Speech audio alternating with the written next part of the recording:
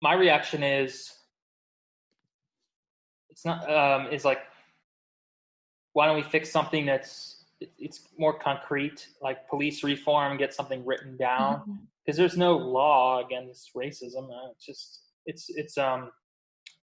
it's mental, it's Like psychological, it's a construct. Yeah. human. We're gonna have our judgments, sure, but if I could get into, I don't know much about police work, but there's got to be some kind of manual on, like, if someone if you get a call about this, then you should do that, and like, don't draw a gun until you absolutely have to. And these cops, they don't. I know that it's not that easy with emotions, but Yeah. I don't know. Maybe teach, like, we should teach emotional intelligence and empathy, like everywhere. Yeah. Starting in schools, and then in the police. It seems like they don't they're just defending themselves, and they can get away with way too much. And so there's like police privilege too, and that's Yeah.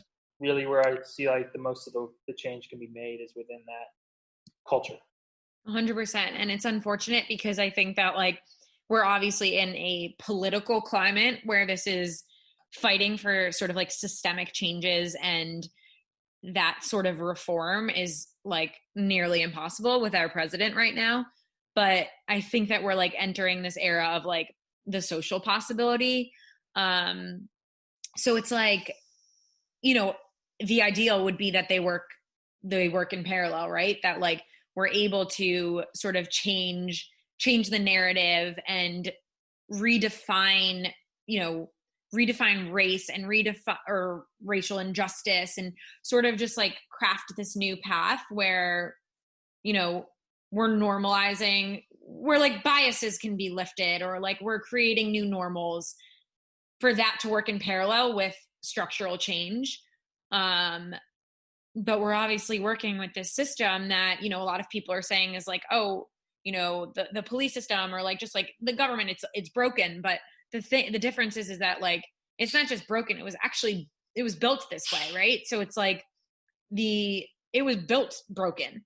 So it's like backtracking, and obviously like retroactive work is so difficult and challenging. So it's like, I mean, I think like you and I were talking about, from a social perspective, it feels like such a cultural time where it could be possible. Um, but yeah, like you're doing what you can as, you know, a resident in Texas, reaching out to his Congress, local level advocacy, right? And activism. And I think that we're all responsible, and especially white people right now. So that for sure gets some checkpoints. And also, I think there's just like a lot of ways to engage in materials that are, you know, like reading Black authors. For me, I'm very interested in the intersection of like sort of like oppressed gender and race. So, like, I read a lot of books about Black authors or listen to podcasts. And that to me is like sort of being able to lift their voices is feels very powerful. um yeah, I know you like movies and documentaries. There's like a lot that are sort of being thrown out there that are like from the mid 2000s that you'd be like, wow, I didn't even know this came out, but now they're sort of resurfacing. So more options in that. Yeah, uh, I would suggest people watch, I don't know, American History X. Mm. That caught my eye, more than my eye, my heart. Oh, Um, and yeah, I'd say overall we've made progress, and it's not all about race. Like I've yeah. said, it's about police, is what I was trying to say. Um, Mental health. Well, I wonder what this guy was thinking. I would love to see what the culture about the the Minneapolis police. Um, that I'd love to see what was going on there and why they acted so foolishly. It's just amazing.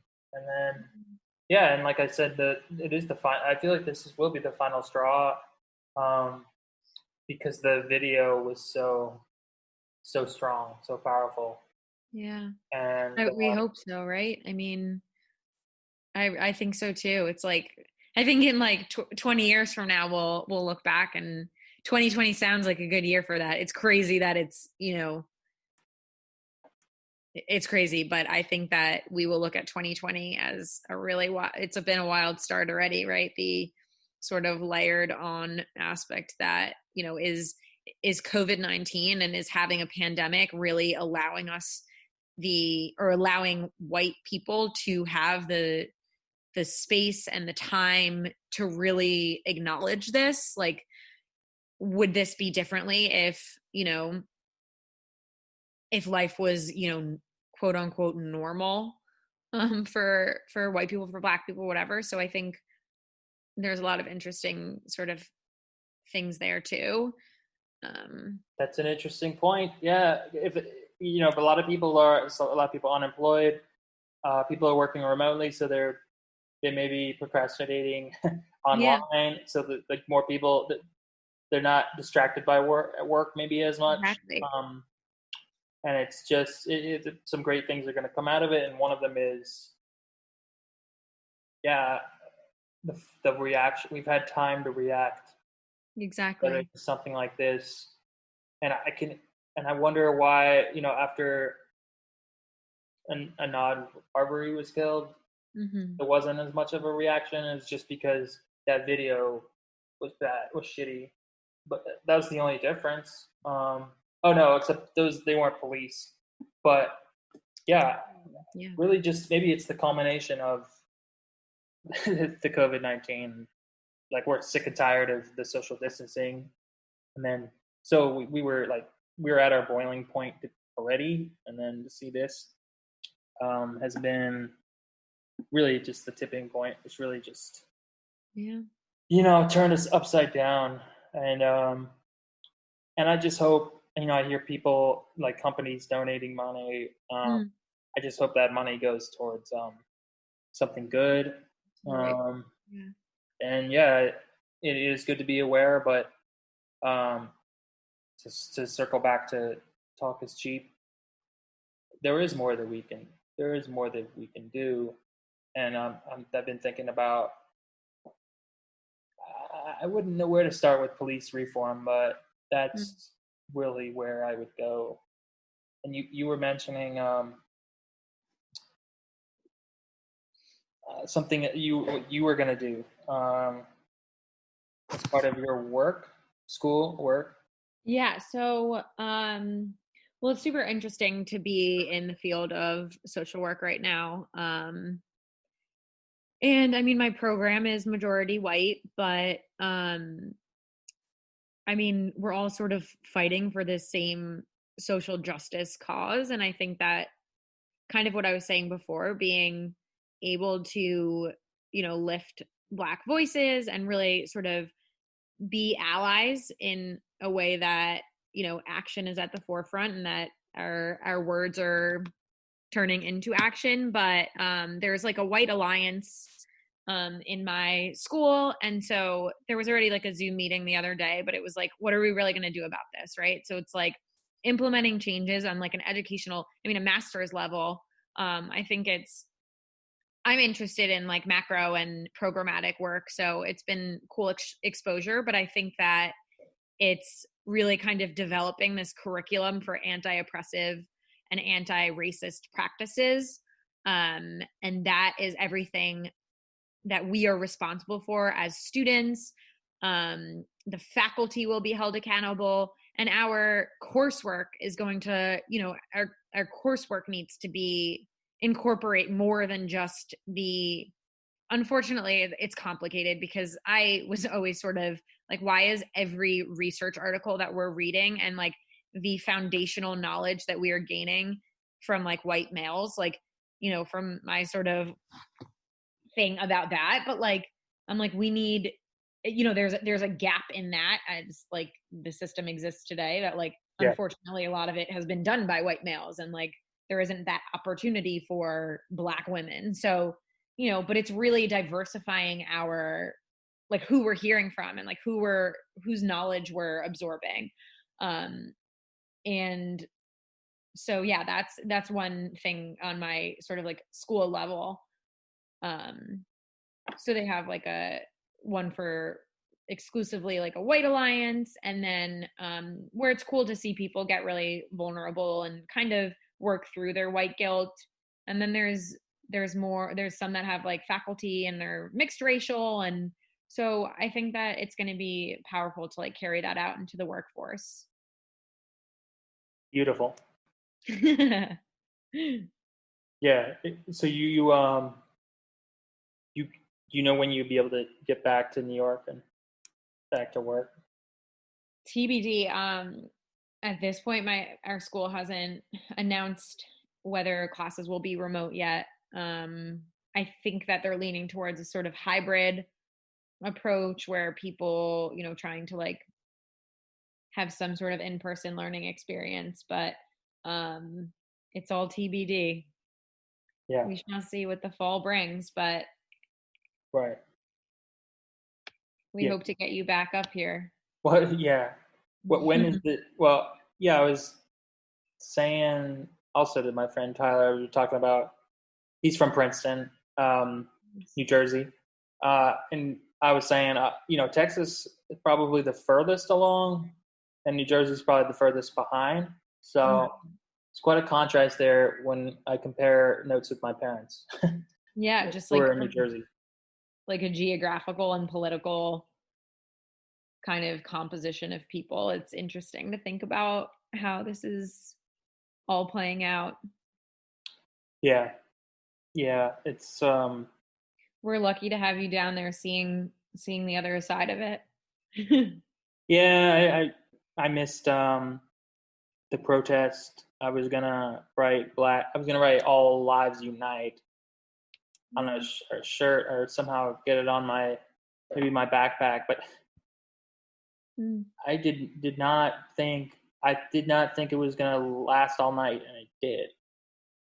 The school All this. lives unite, you said? Yeah, that's what I would hashtag. That's what my Yeah. hashtag would be. It's almost like I love it and I love the message. It's almost too close to all lives matter.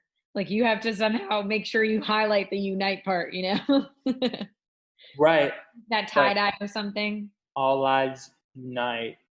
Yeah. And yeah, I was thinking about this while I was biking. It was like, there's this all lives matter versus Black Lives Matter, but all lives matter includes Black lives, and right now we have to be more sensitive to Black lives, and it looks like we are.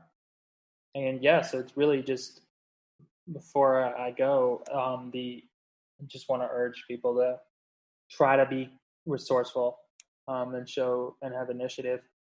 Yeah. And we'll make the second half of 2020 better. We'll make the lemonade out of this fucking the lemons that we true. got. God, because it's been a really treacherous year. I know. It's funny because I remember like December 2019 of like all just being inundated with like get your next century off to the right foot and all that, like the wellness stuff coming out, and sort of just being like what is this year going to be, what is this next decade going to be, and we couldn't have guessed it. I don't think. I mean, some people apparently did, but that was not broadcasted enough in advance, so Yeah. it's true. But I think that a call to action in response to,